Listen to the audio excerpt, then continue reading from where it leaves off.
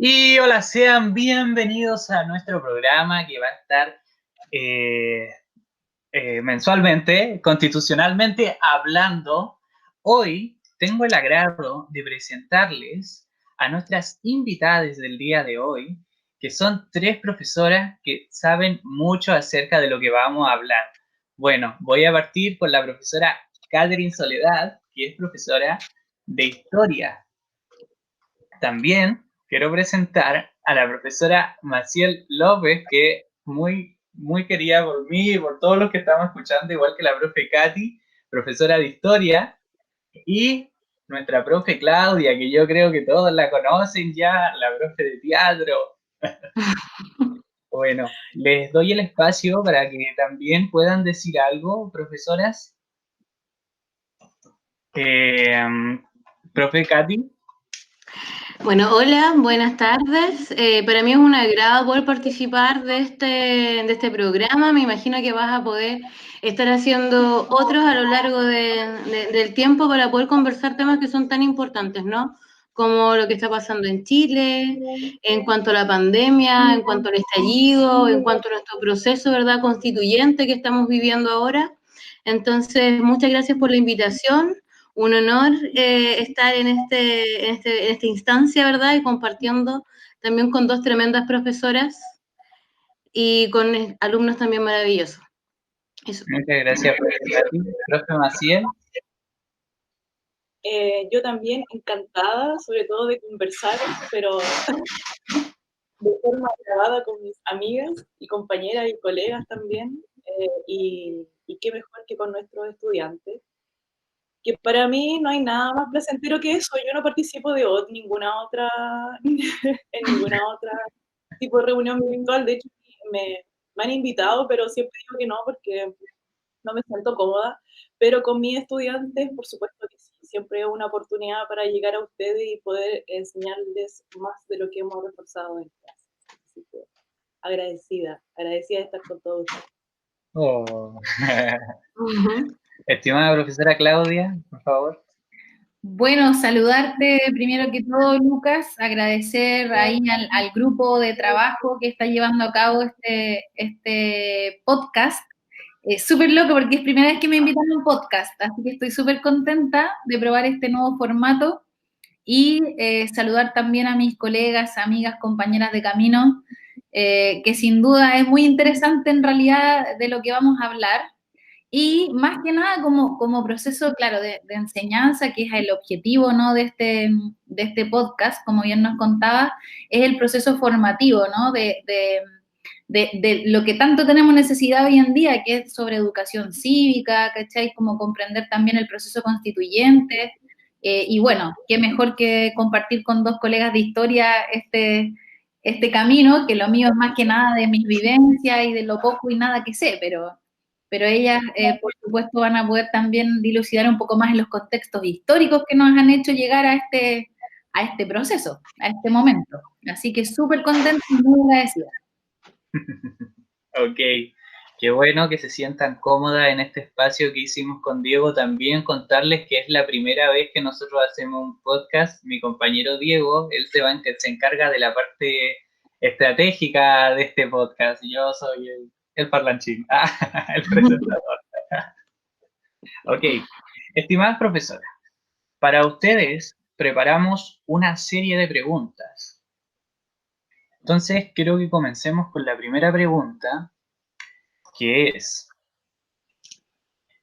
¿cómo ustedes podrían explicar el significado de desigualdad de una manera más, ¿cómo decirlo?, como entendible a todo nuestro público? Lo que pasa es que cuando nosotros de repente no sabemos y a veces utilizamos mal algunos de lo que son los conceptos de la palabra desigualdad. Entonces, yo quiero que ustedes les puedan explicar a nuestra audiencia de una forma más resumida de lo que sería la palabra desigualdad. Aquí lo otro que les iba a decir era de que si querían hablar al tiro, que prendieran los micrófonos nomás, dijeran no. Y por favor, antes de que empiecen a apagar los micrófonos para que no se produzca una interferencia. Please. Ya, ok, empecemos. Bien, ¿cualquiera? Cualquiera Sí, puede profe, dele nomás. Quiere agarrar la cuchara. Es bastante que hablar de la desigualdad, o es como que priorizar alguna temática, si lo queremos ver con respecto al estudiante, hablemos de esta cierre de semestre de evaluación y todo lo que ha significado las clases online, ¿no? Yo creo que ese puede ser un buen punto de partida como para especificar y poder llegar al estudiante y conversar de lo que significa la desigualdad. No sé si alguien me quiere apoyar ahí con una definición, Katy. Claro, cuando hablamos, ¿verdad?, de desigualdad, en el fondo hablamos de las diferencias sociales que existen, ¿verdad?, en relación a la vida de las personas, que supone para algunos ventajas y para otros supone desventajas. Entonces, esa desigualdad en minuto de acceder a beneficios, servicios, ¿verdad?, es lo que se reconoce como desigualdad. Cuando hablamos de la desigualdad en Chile, un poco hablamos de eso, de estas diferencias que existen a la hora de abordar la vida y de vivir la vida, que para algunos supone ventajas y para otros desventajas. Claro, y me pasa, ¿no?, que cuando pienso en desigualdad también, la desigualdad de los distintos sistemas que rigen un país, ¿no? Porque, por ejemplo, nosotros nos podemos situar en algún otro país hermano que tiene un concepto bastante diferente con respecto a sus políticas públicas que desplieguen, en este caso, en la educación, ¿no? Hablamos, por ejemplo, de un Chile que es absolutamente privado, con un proceso constitucional de libertad de enseñanza por sobre el derecho a la educación, versus, por ejemplo, una constitución argentina, que es donde yo estudié, que vela porque haya derecho a educar, por ende los estudios son gratuitos, ¿cachai?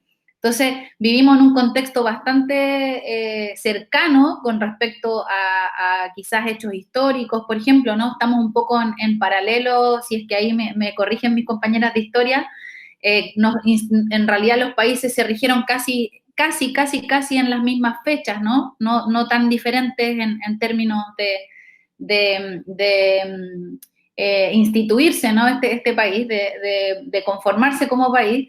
Sin embargo, las políticas públicas son bastante distintas. Entonces, la desigualdad en un país hermano se vive de cierta manera, un estudiante la vive de cierta manera, y en otro país la vive de otra forma. Y aquí en Chile, en realidad, la desigualdad es bastante latente, ¿no? En todo sentido de la palabra, y con respecto a los temas de educación es ahora aún más, ¿no? Con los conceptos de pandemia y todo lo que estamos viviendo es a la orden del día.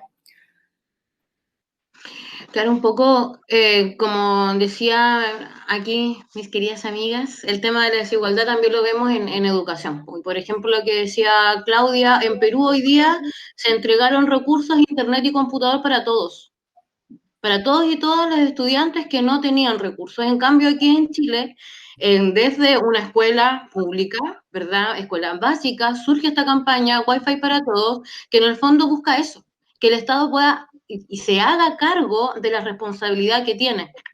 Porque como bien decían, hoy día el tema de la educación grafica lo que es la desigualdad en nuestro país, con algunos estudiantes que tienen una conectividad full, ¿verdad?, sin ningún problema, y otros que no tienen ninguna posibilidad de poder conectarse.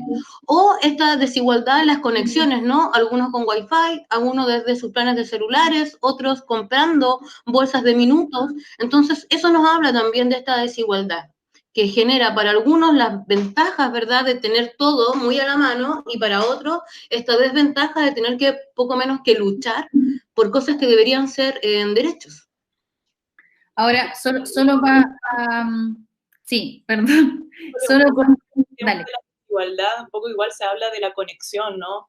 Hemos dado así como un círculo bastante preciso para esclarecer la desigualdad a nivel de lo que vive un estudiante, ¿no es cierto?, en diferentes regiones, tanto en nuestro país como en otro, a nivel de conexión y a nivel socioemocional. Las familias no estaban aptas ni estaban preparadas para vivir la educación en pandemia, ni siquiera para sobrevivir en pandemia. Entonces, el que hoy un estudiante pueda decir que aprendió mucho, bastante en una asignatura, ¿no es cierto?, es porque hubo condiciones que permitieron que ese estudiante estudiara o aprendiera en esa asignatura, ¿no es cierto? Hubo un buen desayuno, ¿no es cierto? Hay padres preocupados, quizás presentes, que, no sé, hay un espacio en su hogar. Yo creo que me está pidiendo la palabra. Si no vamos a hablar, las profe Victoria se van a lanzar a hablar. Exacto, profesora. De hecho, a mí me invitaron a ser partícipe de la campaña Wi-Fi para todos. Ya pude asistir a 2 sesiones, grabaciones de las que hicimos. Y claro, de hecho, nosotros que vamos ya en tercero medio, secundarias de media, a nosotros como que nos pegó un poco, fue como más o menos choqueante, de que un niño de sexto básico, al ver que de 40 alumnos solo se conectaran 16, y que para él fue algo así como, wow, ¿por qué está pasando esto? Si yo tengo más compañeros y ellos no se pueden conectar a las clases. Entonces este niño al día siguiente hace una carta y se la lee a su profesor, la lee en las clases virtuales, diciendo de que no le parecía justo de que no pudieran estar sus otros compañeros. Entonces, cuando yo estuve en la campaña, junto con los otros compañeros opinando, eso a nosotros nos produjo que, claro, como un niño de sexto básico pensaba esto y armaba un movimiento. Claro, a esta campaña todavía le falta visualización. No ha tenido la visualización lamentablemente que corresponde. Claro, ha tenido algunas donaciones, pero todavía necesita más apoyo. También, claro, a nosotros como secundarios no todos los compañeros tienen para conectarse. Claro, nuestro liceo hizo por decir así, como un tipo de campaña de que era de que si uno tenía un computador viejo, que lo fuera a dejar. Que si le servía a otro niño para poder conectarse, lo podía hacer. Pero igual, no debería ser así, ¿cierto? Debería el Estado asegurarse de que los niños podamos ingresar a cada una de las clases. Profesora Claudia, ¿quería decir algo? Sí, yo quería, precisamente, dado que no estoy, digamos, desde la misma plataforma que mis colegas ya, porque ya no pertenezco, digamos, al lugar donde trabajaba como profesora, me parece súper importante, dado que hay personas que nos están escuchando, que son jóvenes, que son secundarias, la importancia, ¿no?, de comprender este concepto de desigualdad y lo que significa también con respecto a qué sucede cuando quienes viven la desigualdad, como los profesores, por ejemplo, y profesoras de este mismo Estado, de este mismo sistema que nos está causando tantos males, ¿no?, desde esta desigualdad, somos quienes también aplicamos el yugo, ¿no?, que nos está aplicando este sistema, porque nos estamos prestando para evaluar, ¿cachai? Entonces, algunos, ¿no? Hay algunos que están pudiendo hacer frente, qué sé yo, algunos profes, pero hay otros colegios que están decidiendo hacerlo, dado incluso y siendo conscientes de esta desigualdad que no solamente rige para los usuarios de esta comunidad escolar, ¿no?, que son los estudiantes, pero comprender el concepto de desigualdad para todos, ¿no? No solamente hay estudiantes que no tienen computador ni internet, sino que también hay profesores que no tienen computador ni internet, sin embargo, les preocupa tanto cumplir, ¿no? Estamos tan enfermos, en realidad, nos hace tan mal este sistema, tan mal, que cedemos en estas cosas donde estamos siendo nosotros mismos también, nos estamos apuntando a los pies, ¿no? Nos estamos apuntando a los pies. Y nos estamos además prestando para generar una desigualdad mucho más fuerte. Porque así como decía Maciel con respecto a los temas socioemocionales, ¿no? ¿Qué va a pasar después de todo esto? ¿Qué pasa con los estudiantes que están viviendo esta desigualdad, que se están empezando a desesperar porque no van a poder cumplir con esta evaluación?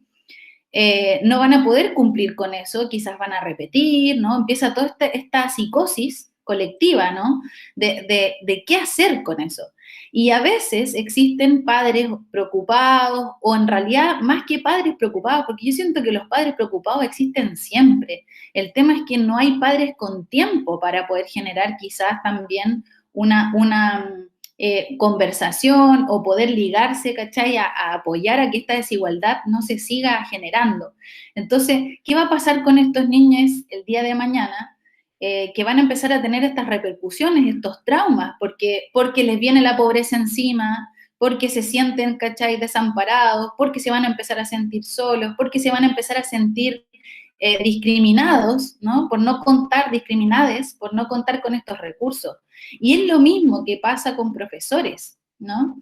Vemos en las noticias a estos estudiantes que se conectan arriba del techo, vemos a estos profesores que se conectan arriba del techo en el sur y aquí también en el norte de seguro.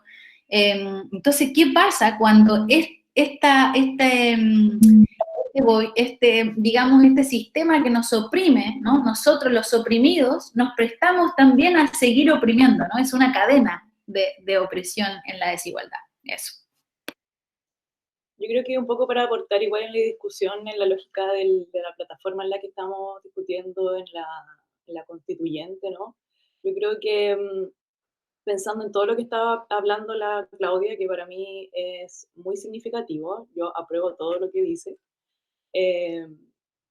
dejo claro que la desigualdad en esta cancha, la cancha que tiene marcada la Constitución del 80, nos permite ese círculo que habla la Claudia, ¿no? Esa constante desigualdad, la injusticia, ¿no? Y todos los hechos que hemos estado viendo en estos fines de semana, sí, hemos estado rodeados de antecedentes que no solamente cubren en la lógica educacional, sino que son los mismos estudiantes dentro de en otras regiones, ¿no? En la central siendo tirados al río, ¿no? La violencia también es desigual, ¿no? O sea, hay muchas cosas que nosotros podemos permear y hablar de la desigualdad. Y nada, pues yo creo que es la cancha en la que nos tiene jugando, ¿no es cierto? Y totalmente peloteando entre nosotros, que es la Constitución y la que finalmente queremos cambiar, ¿no? Que finalmente, un poco quería reforzar un poco la idea de Marcial de Claudia, ¿verdad? Al final es este contexto, ¿verdad? Esta constitución que en el fondo mantiene y perpetúa desigualdades que también han estado presentes dentro de nuestra historia a lo largo de toda nuestra historia, ¿verdad? Porque somos un país que se constituye desde su origen, desde una élite que se ha negado a soltar sus privilegios, y la Constitución del 80 surge para concentrar aún más los privilegios, ¿verdad? Y hacerlos ley. Esas ideas, ¿verdad? De esta diferencia que para ellos no, y esta desigualdad que para ellos no les parece tan horrorosa, porque la han vivido siempre, siempre han sido una élite, ¿verdad? Que han dirigido los destinos del pueblo, ¿verdad? Y muy, de una manera muy como con mucho desprecio, ¿verdad? Muy displicente, desde una arrogancia gigantesca, de un despotismo gigantesco, ¿verdad? Y finalmente han generado estas situaciones de desigualdad que vivimos a diario y la vivimos en la educación, la vivimos en el acceso a los recursos, la vivimos en la vivienda, la vivimos en la precarización del trabajo, la vivimos en la alimentación, en los tiempos de ocio, en el tiempo de familia, porque como decía Claudia, hay padres que no tienen el tiempo para estar con sus hijos porque están todo el tiempo trabajando. El mismo quédate en casa marca un elemento vinculado con la desigualdad que es gigantesca. ¿Cómo me quedo en casa si no tengo casa? ¿Cómo me quedo en casa si no tengo agua para lavarme las manos? ¿Cómo me quedo en casa si tengo que compartir mi casa con 10 personas más? Entonces, todo eso, ¿verdad? Tiene ese origen en estas clases, ¿verdad?, acomodadas que han mantenido sus privilegios a través de las legislaciones y generan y perpetúan sistemas y modelos que son absolutamente desiguales. Qué tremendas reflexiones acabamos de escuchar de nuestras tres invitadas de nuestro programa Constitucionalmente Hablando. Esto, la verdad es que yo dije, no, tengo que traer a estas tres profes porque van a dejar claro a la audiencia de lo que vamos a hablar. Ahora quiero pasar a la siguiente pregunta.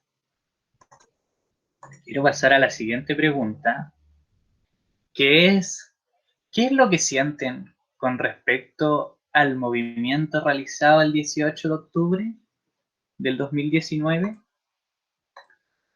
¿Qué es lo que sienten? ¿Cómo vivieron eso? La profe, el matapaco ahí.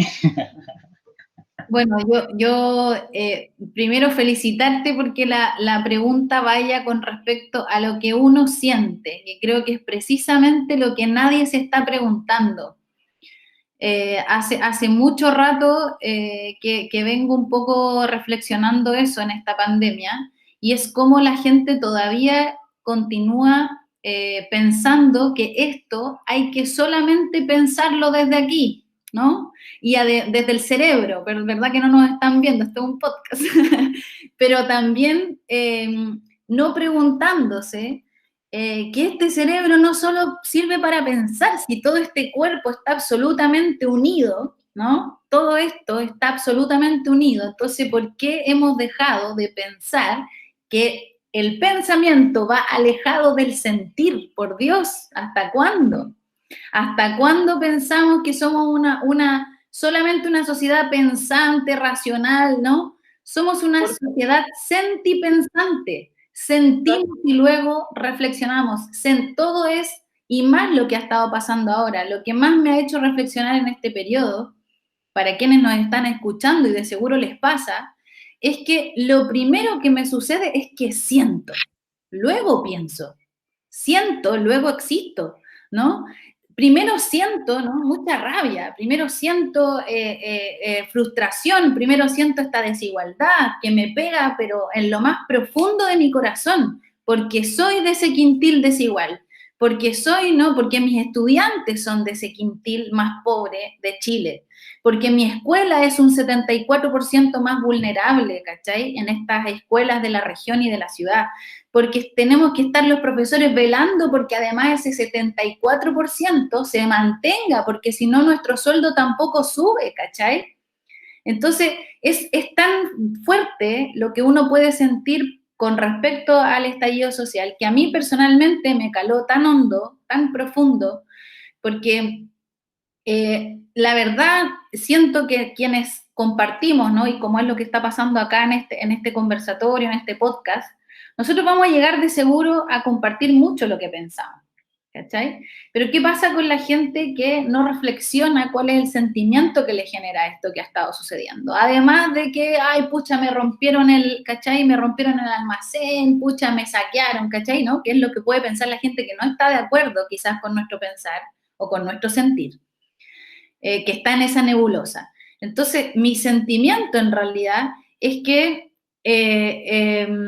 primero, ¿no?, pasa algo glorioso. Eso es lo que siento. Sentí ese 18 de octubre, fue como un decir, como una soltura, ¿no? Como decir, wow, por fin alguien se saltó ese escaño del metro. Por fin alguien dijo, no, no más, basta, hasta acá no más llego, no quiero más, tú me seguías haciendo esto, yo ya no quiero más, te digo hasta aquí, este es mi límite, ¿cachai? Yo, esta sociedad reprimida, ¿cachai?, que tiene continuamente un opresor, que lo reconocemos, sabemos quién es más encima, ¿no? Es como eso de que uno sabe quién es tu agresor, ¿no? Tú lo tienes clarísimo, pero ¿qué es lo que sientes con respecto a eso? Si tu agresor está presente continuamente en tu vida, ¿cachai? Es que tienes esa agresión continua. Entonces, lo que me hace sentir y lo que me he sentido en todo este tiempo, primero es un relajo muy pequeño, ¿no? De decir, wow, hay gente más despierta, ¿no? Y por ende, al haber gente más despierta, vamos a poder luchar, ¿no?, por una igualdad a ciencia cierta, ¿no?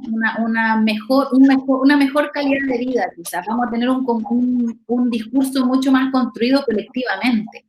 Eso es lo que siento.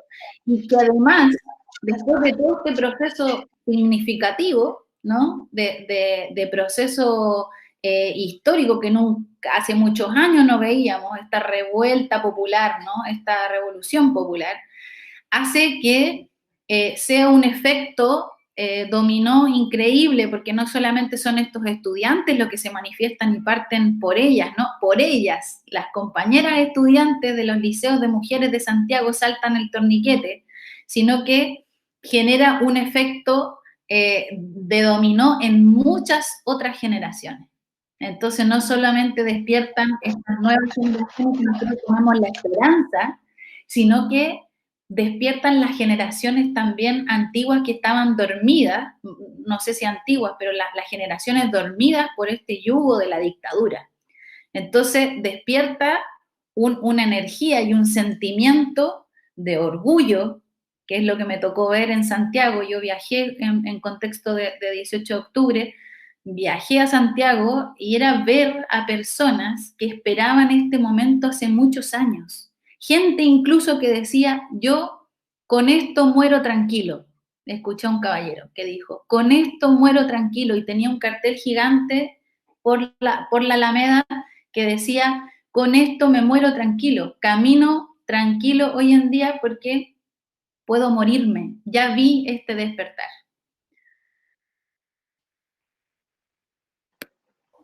Qué fuerte lo que usted dice, profe, del caballero que vio. Con esto puedo morir tranquilo. Bueno, yo también digo, la gente se cansó de los abusos, se cansó, ya no aguantó más. Claro, con esto marca la evasión. Cuando fue la famosa foto, creo que la vamos a poner por acá en el podcast igual, es un sentimiento de, claro, ya no hay miedo, eso quedó atrás, ya no hay miedo, no, la gente se cansó, salieron a las calles, marcharon, se manifestaron y todavía lo van a seguir haciendo, aunque, porque ya cansados de estar callados están las personas. Hoy en día yo creo que todos ya estamos cansados. Quedamos con una... todavía tenemos presencia quizás, bueno, ya no tanto, pero una presencia como de dictadura en tiempos actuales, aunque no lo parezca, quizás una dictadura disfrazada, pero la gente hoy despertó, mantiene el sentimiento de lucha y de no quedarse callada. Por favor, si alguna de mis otras profesoras quisiera opinar. Bueno, con octubre, ¿verdad? Y con toda esta revuelta, yo creo que lo primero que sentí fue alegría, en realidad. Sentía, ¿por qué? Porque veía que la gente estaba volcándose nuevamente a las calles, estando en estos espacios, tanto aquí en la Rotonda Dignidad, ¿verdad? Como en Santiago, porque en el verano también fue a Santiago y había pasado octubre, pero la gente estaba muy contenta. Estaba muy contenta de participar, de estar ahí, de poder decir, de poder ser parte de algo que se veía como algo histórico. Y también yo creo que era esa alegría del reencontrarnos. Este modelo capitalista ha hecho que la comunidad se digregue, que la comunidad no exista, que el individualismo se imponga como forma, como medida, ¿verdad? Como manera de hacer las cosas. Y esta revuelta vuelve a traer la comunidad, la revitaliza, las ollas comunes, ¿verdad? Este sentir de la compañía, del cuidarse entre pares, ¿verdad? De estar caminando con muchísima gente alrededor, pero sentirte segura. Yo creo que es súper importante también rescatar eso, ¿verdad? Este estallido surge, como bien dice la Claudia, ¿verdad? Con estas chiquillas que se cansaron, ¿verdad? Que salieron, que saltaban al torniquete una y otra vez y con la respuesta violenta de las fuerzas de orden. Y esa respuesta violenta también puso a los estudiantes secundarios nuevamente como víctimas frente a un poder gigantesco y muchos de sus padres también salieron en defensa también de sus hijos, de sus hijas que veían ahí violentadas y vulneradas. Y sirvió también para despertarse, ¿verdad? Y sacarse este temor, un temor horrible que estaba alojado en el corazón, siento yo, de la población desde la dictadura. Porque antes de la dictadura también había más participación política. La gente salía, participaba en la comunidad, ¿verdad? En las juntas vecinales. Había un sentido de comunidad que se perdió con la dictadura. El temor a participar, el temor a decir, el temor a opinar, el temor a ser visto. Entonces, el que eso se haya perdido, a mí me genera alegría y esperanza en que podemos construir un mundo distinto. Pero para poder construir ese mundo distinto debe ser con la participación de todos. Y sobre todo con la participación de nuevos actores políticos y no los mismos, ¿verdad?, que han estado desde el retorno a la democracia gobernando este país y profundizando los avances de un sistema que ha generado esta profunda desigualdad, esta rabia, ¿verdad?, esta sensación de injusticia social, que es lo que nos embarga y es lo que nos ha movido. La población, la ciudadanía hoy día se mueve porque siente que hay una sensación de injusticia. Siente que hay una desigualdad, la vive día a día. Y también yo creo que el tener acceso a mayor información permite también hacer un juicio de valor, ¿verdad? Y entender que esta no es la única manera de vivir, si el capitalismo no es lo único que existe. Y un modelo tan nefasto y violento como el nuestro, ¿verdad?, no es la única opción. Hay muchas otras opciones. Yo creo que octubre abre un poco el camino a eso. Y con esa idea, yo siento que eso es lo que hace llenar mi corazón de esperanza y de alegría, de que esto va a poder ser distinto. Eso.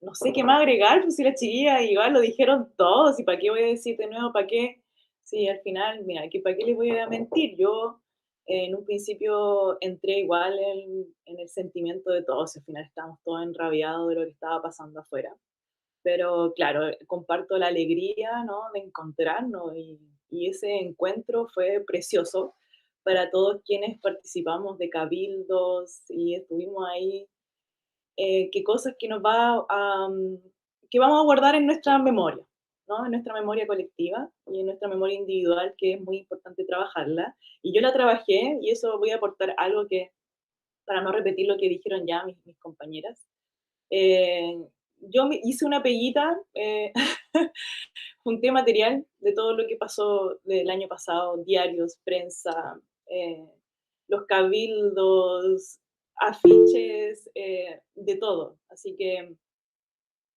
para mí fue muy importante, es muy importante, estamos en un proceso clave, para mí no estoy diciendo que es ni el punto culmine, ni estamos ni al medio ni al principio, pero estamos. Y nos queda tanto por recorrer, y por eso es tan importante activar a esta juventud, que esta juventud, como dice o no, también la Catherine, está segregada y, y eliminada también de este proceso, ¿no? Pero hay profesores como el Félix, que lo habíamos mencionado al principio de la clase, o sea, del podcast, perdón, que intencionan formación ciudadana e intencionan presionar también a este adultocentrismo que va a trabajar en la Constitución, a creer en la visión de los jóvenes, de los niños, de las niñas, en creer, en querer, ¿no es cierto?, lo que pueda ir en ese mundo imaginario que crean, poder concretar, por ejemplo, esos proyectos que son tan importantes, ¿no? Cuando nosotros nos preguntamos qué pueden hacer los profesores en formación ciudadana, por ejemplo, ahí estamos. Eso, lo que pasó con Iván Cruz, ¿no?, y Félix Milanés y su curso, es un excelente ejercicio de cómo hacer una efectiva clase de historia y ciencias sociales, ¿no? Poner al estudiante al centro, poner al estudiante como promotor, ¿no es cierto?, y como parte de este sistema desigual. Lucas, solo quiero invitar a quienes nos están escuchando a que se hagan la misma pregunta que tú nos hiciste a nosotros, después de habernos escuchado, se tomen un tiempo y se lo pregunten. ¿Cómo se han sentido? ¿Cómo se sintieron? ¿Y cómo se siguen sintiendo? ¿Ya? Exacto. Por favor, hagan esa pequeña reflexión y déjenlo en los comentarios también voy a estar respondiendo a algunos comentarios. La idea es de que esto sea participativo. Si tienen algunas preguntas para próximos programas, déjenlas acá abajo, porque esto se va a seguir con Constitucionalmente Hablando. Claro, o sea, pucha, yo estoy súper contento. Al principio voy a admitir que estaba súper estresado por empezar este podcast con las invitadas. Dije, ¡ah! Pero es verdad, o sea, hoy en día eh, yo pienso que quedó muy marcado lo que era la dictadura, un modelo desigual. También es importante que hablen esto en sus casas, que le pregunten a sus padres, hablen con sus abuelos. La verdad de las cosas, yo he escuchado a mucha gente que me dice, o bueno, no solo a mí, sino que dice, si no lo viviste no puedes opinar. Pero es importante que nosotros tengamos esto presente, porque no se puede volver a repetir, porque ahora tenemos más acceso a más cosas, no podemos volver a permitir a que suceda eso, ¿entienden? O sea, es importante que hablen esto con sus abuelos. Quizá hay gente que no se lo toma de buena manera, pero de repente podemos dar una pequeña reflexión al escuchar a personas que nos hablan, a cómo entablar una conversación con una persona de, no digamos de oposición, digamos que no está de acuerdo quizás con tratar los temas, pero es importante que los tratemos, porque esto tiene que quedar en la memoria y para que nunca más vuelva a ocurrir, para que nunca más en Chile. Con esto quiero pasar a nuestra siguiente pregunta, que ustedes, profesoras, ¿cómo les comunican a sus alumnos respecto a la situación que estamos viviendo? Con esto me refiero a los psicólogos, que no sé si han hablado con sus alumnos de cómo se han sentido con todo este proceso. Yo creo que nadie se esperaba una pandemia. Bueno, también veníamos de un movimiento social que recién estaba despertando. Llegó la pandemia, clase online, un ministro que critica mucho a los profesores, pero que jamás ha hecho una clase. También los chiques, más que nada, quiero saber cómo se han sentido, si han hablado con ustedes, cómo ven esto ustedes como profesoras y qué cambiarían de este sistema, qué cambiarían para mejorar todo este proceso, que se hiciera no más fácil, pero un proceso más amigable. Con esto me refiero y les dejo la palabra.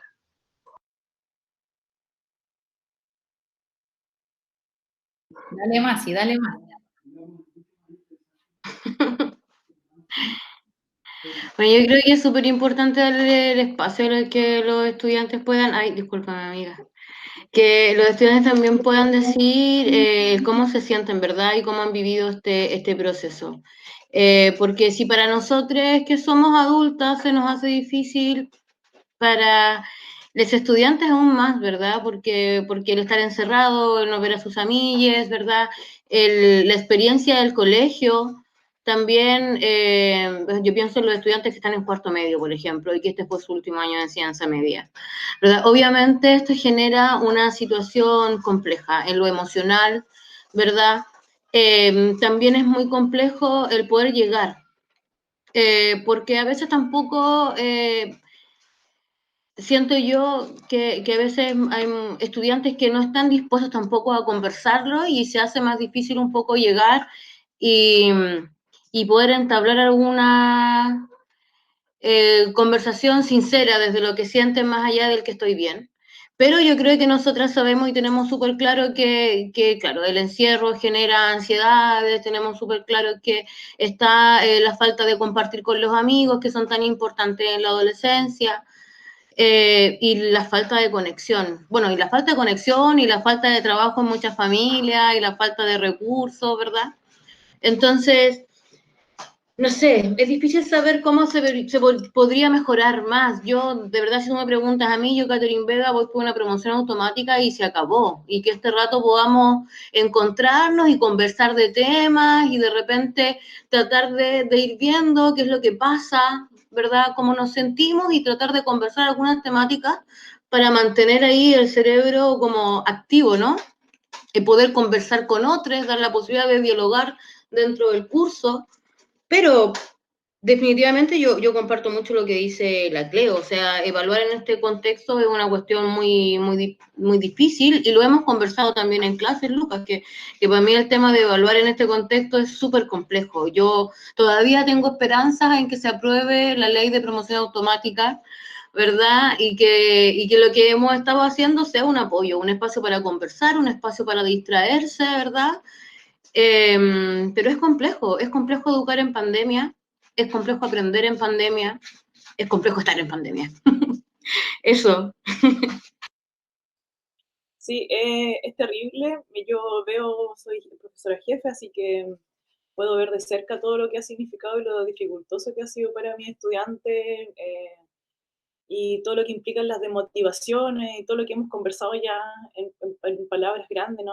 De lo que significa esta desigualdad. Así que, claro, yo también me sumo a lo que dice Catherine, y yo también estoy por la promoción automática. Para mí no, de verdad es una falta de respeto evaluar al estudiante a la familia, imagínate, meterle esa presión, además de lo que significa el estar viviendo la pandemia, ¿no? Sí estoy de acuerdo, ¿no? Como dice la Catherine, en aguantar, en resistir, en no rendirse en el aprendizaje, ¿no? Porque para nosotros es súper, en un contexto de clase, ¿no? Hablo de clase, nosotros como personas de una clase social, ¿no? No de la clase de una clase asignatura.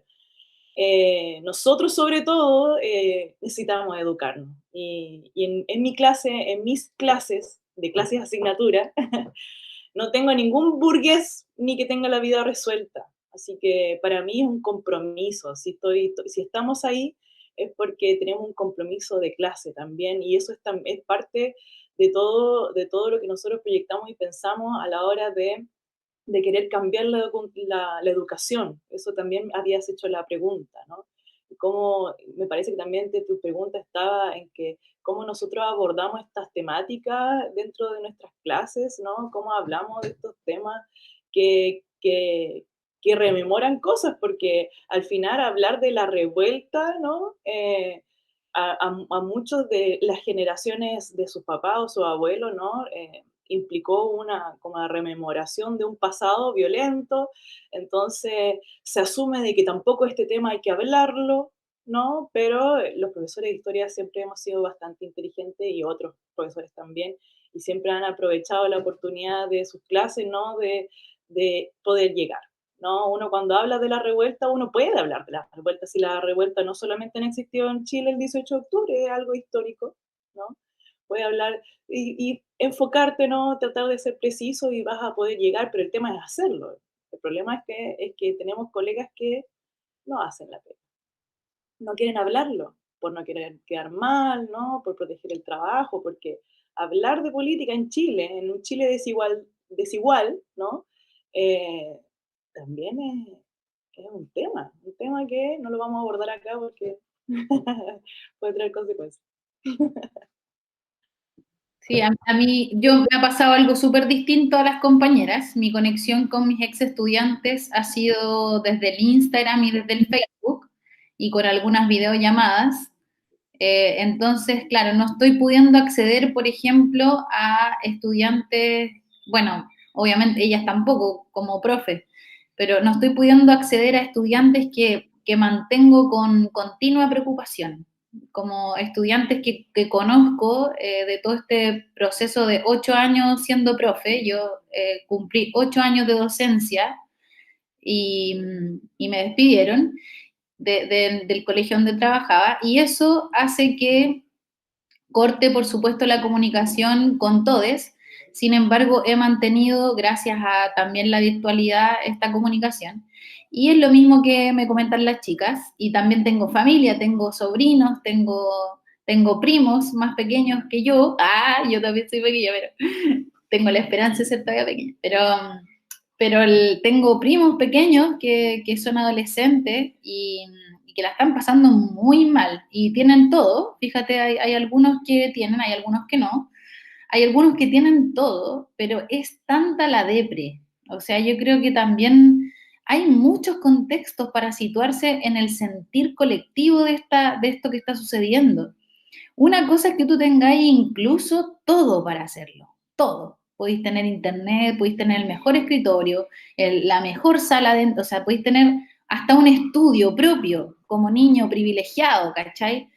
Deben existir, hay. En las escuelas privadas, ¿cachai? Hay chicos con condiciones de espacio, de todo, pero no hay condiciones mentales, no hay condiciones emocionales para sostener este proceso que estamos viviendo, no hay condiciones en ninguna de las aristas, tanto es intergeneracional.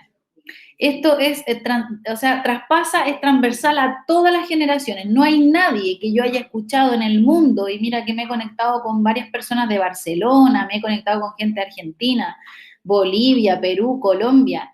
No hay ninguna sociedad en estos momentos que se lo esté tomando con soda, como dicen los argentinos. Que se lo esté tomando con la coca y el sanguchito. Ninguna. No hay nadie que podría decir en estos momentos en contexto de pandemia que está feliz y tranquilo, o tranquila, o tranquile. De ningún tipo de generaciones. Y me imagino en los estudiantes, no hay ninguno, no conozco a nadie, la verdad, que diga que está feliz con esto que está viviendo, que está feliz con tener a su profe de la virtualidad, que está feliz con no ver a sus compañeros, que está feliz con no seguir jugando en el patio, que está feliz con esto tan terrible que nos está pasando y que además es condicionante, y ya lo sabemos por estudios, que no es algo fortuito, esto es algo provocado. Provocaron esta situación y la provocaron con conciencia, ¿no? Este mismo sistema que nos oprime lo provocó con conciencia. ¿De dónde será? Podemos sacar un montón de paradigmas, podemos escuchar el día de mañana a todos los que van a salir a decir cuál era la conspiración, ¿no? Ustedes, los jóvenes que les encanta tanto averiguar las conspiraciones, van a salir un montón de teorías. ¿Qué presidente fue el que la lanzó? ¿Qué estado fue el que se prestó para aprobar el COVID? Etcétera. Ya tenemos un montón de estudios, ¿no? Pero lo provocaron, fue así. Nos autoprovocamos esto. ¿Qué tan terrible puede ser tu vida para pensar en la destrucción de un otro que puede ser igual que tú y que incluso te puedes hasta nuevamente volver a la frase, ¿no? De disparar a los pies. Te puedes incluso autoeliminar porque nadie se está salvando de esta pandemia.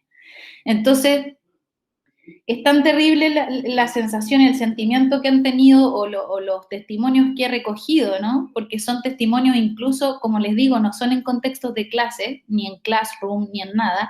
Entonces, son en contextos de las 3 de la mañana diciéndome, por ejemplo, profe, estoy con una crisis de pánico, ayúdeme, me ahogo, no puedo, ¿qué puedo hacer? Conversemos, mira, conversemos. Yo le digo, pucha, tratemos de hagamos una videollamada, es que, profe, no puedo, ¿cachai? O sea, es increíble. Yo siento que mi condición en estos momentos es bastante diferente a mis colegas y a mis compañeras porque he tenido que sostener emocionalmente a personas, a muchos estudiantes, muchos. O sea, es estar constantemente respondiendo historias porque me preocupa, por ejemplo, lo que ponen, me preocupa lo que etiquetan, me preocupa lo que dibujan, me preocupa lo que escriben y lo que comparten y les pregunto, ¿cómo están? ¿Cómo se sienten? ¿Por qué no me han hablado últimamente? Todo, es impresionante. O sea, la preocupación de un profesor, una profesora, un profesore en el sistema de educación chilena tiene que ser una educación tan transversal y es en un sistema educacional mundial casi, ¿no?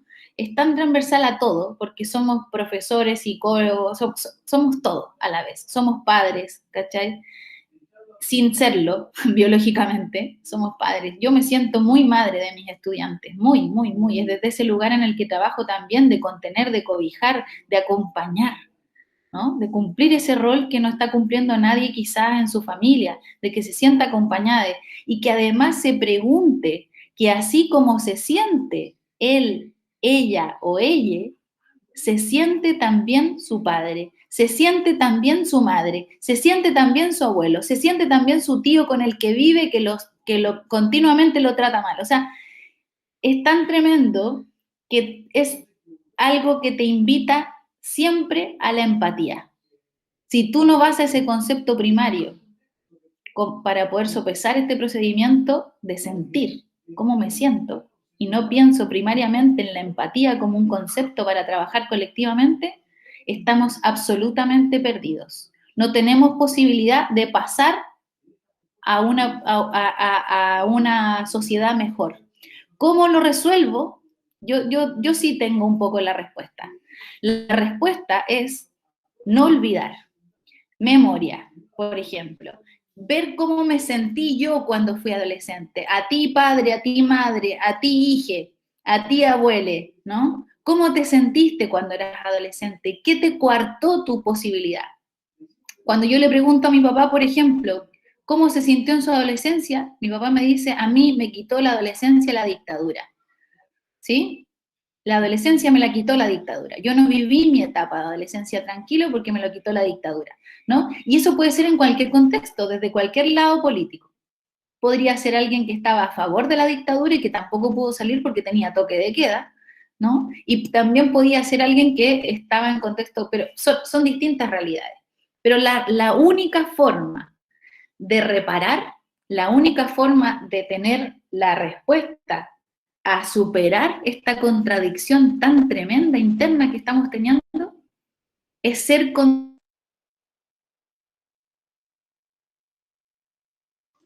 Oye, el internet ahí se cayó en el remate.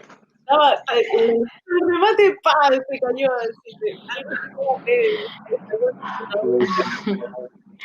Pero yo creo que apunta muy bien a esta necesidad de comunidad, ¿no? Que al final lo que más nos ha afectado a la pandemia es eso. Nosotros como seres humanos somos animales gregarios, necesitamos del otro. Y esa ausencia del otro en pandemia es la que genera esta situación que lo cubre todo, ¿no? Cualquier cosa que vayamos a hacer está cubierta por este manto de aislamiento, porque eso es el aislamiento, la falta de sol, la falta de tiempo del ocio, el compartir con otras personas. Yo creo que eso es lo que genera esta sensación como de angustia que se ha generado y que se genera con el encierro, con las pandemias. Hay estudios que hablan de que la falta de la vitamina D del sol genera deficiencias, ¿verdad?, en la motivación, porque produce menos endorfina, y entonces tu felicidad no es la misma, y te limita, y te limita. Sí, de hecho, volvió la profe. en el momento más importante. En el clímax. Quiero decir que si no somos conscientes de esos otros con los que habitamos este mundo, porque no hay otro, todavía no descubrimos otro mundo por habitar, así que hasta que no lo encontremos, tenemos que habitar en el mismo. Sí, señores, ustedes que están escuchando, van a tener que seguir viviendo con esa gente. Así que si no nos adaptamos a eso, a esa empatía que tenemos que sentir por los otros, estamos absolutamente extinguidos. Ustedes que están escuchando este podcast, no hay vida después de esta. No hay posibilidades si no se ponen desde el concepto primario de la empatía. Eso. Muy bien. Yo creo que para rematar igual a las dos compañeras, decir que también este tipo de pandemia nos ha afectado, sobre todo en este tipo de cambios que habíamos partido hablando con el tema de la revuelta y el cambio constitucional, que eso quizá, claro, ha sido una desventaja, pero también ha sido una ventaja cómo atraer a estudiantes a hacer este tipo de podcast, así que yo creo que hay que seguir intencionando y hay que seguir aportando a esta comunidad. Insisto, ¿no?, en insistir, perdón, en lo que planteaba la Claudia y la Catherine. No hay posibilidad y no hay aprendizaje, no hay acciones si no pensamos y no creamos comunidad. Y para pensar e imaginar esta comunidad necesitamos de otras, de otros, y de toda la diversidad que nos pueda incluir este mundo que podamos con toda la felicidad construir, ¿no? Así que, insisto, comunidad, trabajo, acción. Comunidad es la palabra clave. Incluso, y no quiero ser como humanocentrista, incluso de los animales. porque la cadena, papito, si no estamos conscientes con la cadena alimenticia y se acaban todos los recursos, o sea, si no estamos conscientes de eso, de que es toda esta naturaleza, además, todo este universo el que nos habita, este ecosistema, y somos empáticos también con él, o con ella, o con ella, ¿no? Con la madre tierra, que es la mujer. Pero si no somos conscientes de eso, estamos fritos. O sea, no solamente de los seres humanos es que tenemos que estar desde ese concepto de la empatía, sino que de todo este ecosistema. Por eso que es tan importante en este proceso constituyente también involucrar lo que es el respeto por el medio ambiente. Porque, como decía la Claudia, este virus que es tremendo, también este uso y abuso del medio ambiente con los deshielos, ¿verdad? Pueden surgir de ahí nuevos bichos que estaban quizás cuánto tiempo congelados, ¿verdad? Hay que entender que somos parte de un sistema, que no son solo los seres humanos quienes están habitando este espacio, ¿verdad? Y que nosotros somos parte de un entorno mayor, que incluye a los animales y también incluye las plantas, incluye nuestro entorno. Cuando dejemos de vernos como islas, ¿verdad? Y volvemos a la comunidad y entendamos, ¿verdad?, que somos parte de un todo, las cosas van a ser distintas. Y es súper importante en este proceso bellísimo que se está llevando a cabo de discutir en torno a una nueva Carta Constitucional, ¿verdad? Nuevos principios, ideas y valores que van a regir nuestro país, considerar también eso. Considerar es que esta comunidad no solamente forma... que de esta comunidad no solamente formamos parte nosotros como seres humanos, sino que nuestro entorno también. También, bueno, ustedes, insisto, ayudan mucho a comprender, si no lo que son las preguntas que yo con mi compañero planteamos. Pienso que con este podcast vamos a poder ayudar a personas a informarse, a entender mejor. Cuando planteando otra cosa, no sé si ustedes se han dado cuenta que se ha hablado muchas veces en las noticias sobre estos procesos constituyentes, hemos hablado en noticias, bueno, no sale tanto de, bueno, sí, las noticias sobre desigualdad, estos temas, no se entienden muy bien.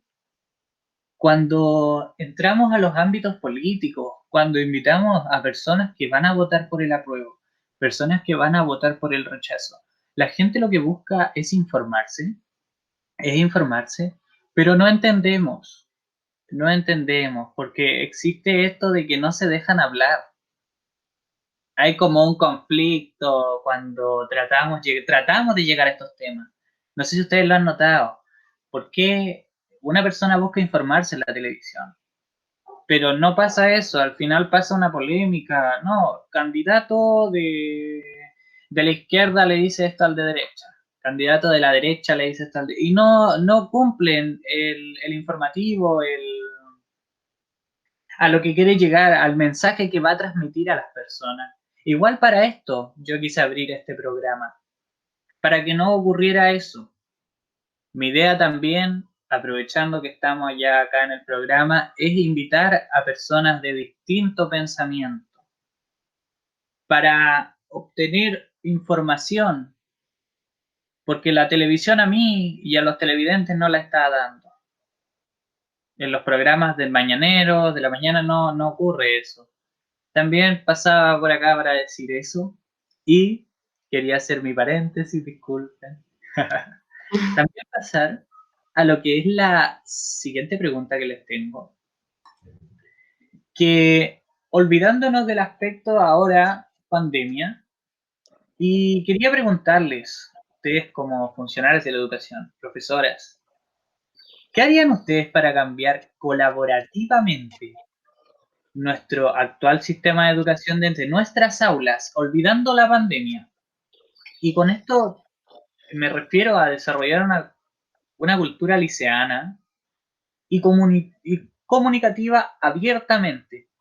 Con esto me refiero también a que todos puedan participar en uno de esos procesos, ya sean funcionarios, alumnos, todos los que componemos un establecimiento educativo. Que en fin, ustedes cada día, en cada clase nos dejan una enseñanza, quizá una reflexión. de lo que pasamos. Por ejemplo, las tres profesoras siempre han dejado mensajes claros en su clase. Sus clases son bastante interesantes. No lo digo de patero, de verdad, son muy, muy, muy interesantes. Una clase de la profe Claudia, de la profe Katy, de la profe Maciel, dejan mensajes que después los compartimos en la mesa. Estamos hablando constantemente de esto, siendo quizás participativos. Y eso, yo como alumne, lo agradezco mucho. Entonces quiero dejarle las palabras a ustedes, estimadas profesoras, para que nos puedan contar qué es lo que harían. Así que... Yo voy a tomar la palabra porque me voy a tener que retirar quizá en algún momento en el que mis compañeras estén hablando, entonces no quiero cortar este podcast por mi culpa, ¿ya? Así que quiero decir que, bueno, de partida, como este programa está enfocado al tema constitucional, decirle a quienes están escuchando esto que todo lo que hemos hablado tiene que ver precisamente con este proceso constituyente y precisamente con las preguntas que nos tenemos que hacer al momento de decidir una postura política, ¿no? Porque tomar una opción de estas, hacer el ejercicio, aunque no estén incluidos ustedes en este nuevo proceso constituyente, lamentablemente, porque en realidad se solicitó bastante, ustedes fueron los que comenzaron esta revuelta y ustedes deberían ser quienes consolidan esta revuelta, ¿no? Quienes están incluidos también para votar. Lamentablemente, este sistema sigue siendo muy adultocentrista. Entonces, todos estos temas que hemos hablado hasta acá, todos tienen que ver con cómo me posiciono políticamente, ¿no? Cómo politizo también mis ámbitos emocionales, cómo politizo también mis ámbitos educativos. Y lo que tú estás preguntando tiene que ver mucho con cómo yo me imagino, ¿no? Este nuevo sistema educacional, ¿no? Cómo yo lo propongo, cómo lo pienso, cómo me gustaría, dónde pongo la esperanza, ¿no? Si al final nosotras estamos dentro de este sistema, ustedes también lo están, estamos todos. Entonces, ¿cómo podemos generar estas reparaciones? Primero partir, mi ejercicio de toda la vida ha sido ir en contra de la corriente, ¿no? A nadie les interesa el teatro en la escuela. Ojalá no exista, ¿no? Ojalá se extinga lo más rápido posible. Ojalá solamente hagan obras donde se rían, usen la comedia como este concepto, ¿no? La risa abunda en la boca de los tontos. Ojalá estén todo el tiempo jajaja, jujuju, y estas obras nos sirvan solamente para trabajar el tema de los libros, ¿no? Para el plan lector y eso, y chao. Muchas gracias por el teatro en las escuelas, ¿no? Eso es lo que ha sido en mi experiencia como profe de teatro, porque lamentablemente no hay una política pública que ponga el valor central en la educación artística como también un trabajo transversal de todas las asignaturas. Entonces, como he tenido que nadar contra esta corriente, de poder instalar el teatro como una asignatura que también permite, ¿no? Formarnos como ciudadanos, ha sido primero politizando, y en esto quiero que sean pongan altura de mira, incluso si me escucharan profesores en este podcast, profesores que no están de acuerdo con lo que yo quiero decir. Pero nosotros somos parte de una polis. Ser un ser político o politizar tu pensamiento o politizar tu cuerpo, por ejemplo, tu cuerpo, ¿no? Es tener una opinión, ¿no? Una opinión en esta polis, ¿no? En este concepto de polis. Entonces, hablo de politizar el aula, no desde un partido político. Hablo de politizar el pensamiento que generas, cómo formas a estos nuevos entes políticos del mañana, ¿no? Entonces, ¿cómo puedo lograr eso? Yo politizaba el aula desde preguntarles cómo se sienten, qué es lo que quieren, qué es lo que necesitan, qué es lo que ustedes creen que sus padres necesitan, qué es lo que ustedes sienten que no está bien, qué es lo que ustedes sienten que está muy bien. Generar un ejercicio colectivo constante y que se acaben las cúpulas verticalistas de la educación pública, de una vez por todas. Aquí no es lo que habla el director siempre, no es lo que habla el director, se acata entonces a el estudiante. Aquí es lo que habla el estudiante, porque es el estudiante el usuario primario de esta comunidad escolar, ¿no? Es el estudiante el que está haciendo, el que está recibiendo la educación. Entonces, ¿cómo se arregla todo esto? También está entuerto desde la Constitución, es poner la educación como un derecho social básico para este país. ¿Sí? Lo pongo, lo escribo en la educación, basta con la libertad de enseñanza. La libertad de enseñanza significa que cualquier monstruito que no haya estudiado ni siquiera docencia pueda poner un colegio y ser un colegio privado, que sí, y venderlo y lucrar con la educación. Eso es la libertad de enseñanza que está escrita en la Constitución del 80. Entonces, ¿qué necesitamos? Poner el derecho a la educación por sobre la libertad de enseñar. Entonces, al poner el derecho a educar, debe ser una base, ¿sí?, constitucional de un país. Entonces pongo el derecho primero a la enseñanza, por ende todos los niños, niñas y niñas de este país van a tener derecho a tener la educación en igualdad de condiciones y además logro que ese ser, ¿no?, piense, sienta y actúe en una misma dirección. No vaya absolutamente, piense de una manera, sienta de otra y actúe de otra forma, sino que va absolutamente integrado. Eso es mi comentario.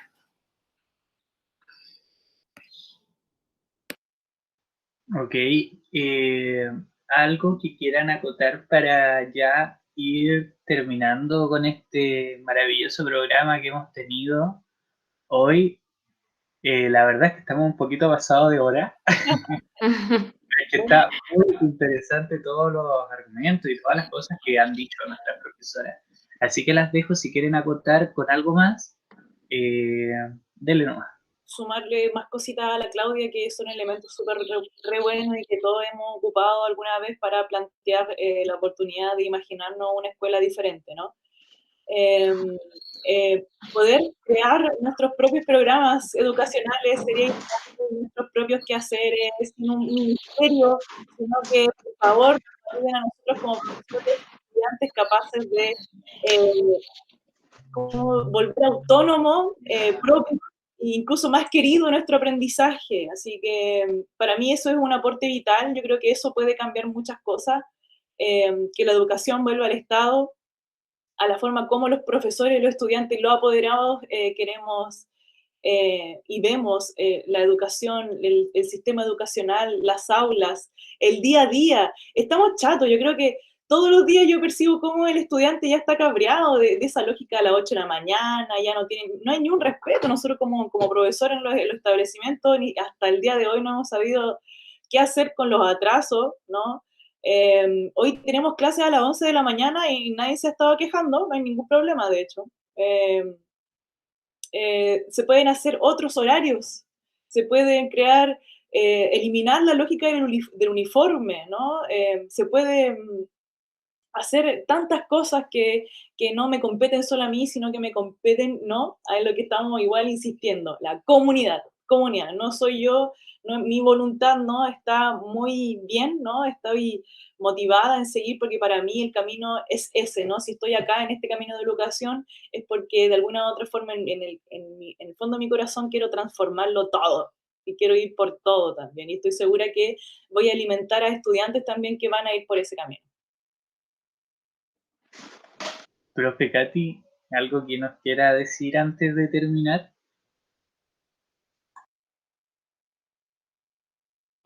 Aprovechando que Katy está quizás poniendo su micrófono, solo decir que lo que menciona justamente la Masi, y me faltó decir, fue que elijan ser profesores y profesoras, de verdad. O sea, de aquí cambia. La educación es tan importante que de ahí es de donde se cambia muchas cosas de este sistema.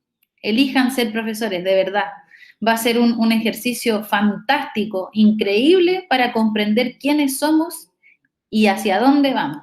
Es la única forma.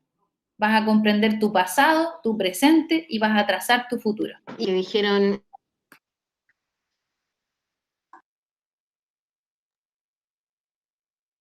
Parece que Katy tiene temas de conexión, porque está como hablando, pero se pierde. Sí, parece que tiene problemas de conexión. Lo único que quiero decirles es que se queden con todos los comentarios que pudieron escuchar hoy de estas tres queridas profesoras. Los invito a seguir escuchando este podcast, que vamos a seguir lanzando más capítulos. Con esto quiero despedirme de ustedes, de la audiencia. Espero que se hayan entretenido, lo hayan pasado muy, muy, muy bien. Y espero que dejen sus comentarios, sus opiniones con respecto a lo que hablamos hoy. Profe Catherine, ¿se quiere despedir? Sí, discúlpenme, justo se me fue el internet, estaba así full hablando y nadie me escuchaba y el internet se desconectó. Pero solo decir, ¿verdad? Que es súper importante democratizar la escuela. Que ustedes como estudiantes, ¿verdad? Tengan una voz más fuerte, que esa voz se respete y se escuche y se considere. Yo creo que un elemento fundamental es terminar con este autocentrismo que está en toda nuestra sociedad. Yo creo que terminando un poco con el autocentrismo, democratizando la escuela y entendiendo la educación como un derecho que el Estado debe resguardar y salvaguardar, ¿verdad? Las cosas cambian. Y también que cambie la concepción de educación que existe. Si hoy día ustedes están en clase desde las 8 a las 5, es porque quieren formarlo como mano de obra barata, que entre muy temprano a trabajar y trabaje todo el día sin chistar. Y eso no debe ser. La educación debe permitir formarnos como ciudadanos inteligentes que aportemos a la sociedad, no solamente como trabajador. Hoy día vivimos en un modelo que nos exige trabajar para conseguir cosas que deberían ser derechos, que pone y enaltece la figura del trabajador sacrificado, que se pone la camiseta por su trabajo, que en el fondo y en la práctica es un trabajador que no opina, que no discute, que solo trabaja, que no piensa y que no plantea. Debemos cambiar esa concepción de educación para que en nuestro país sea distinto. Bueno, eso quería decir. Genial. Profe, disculpe.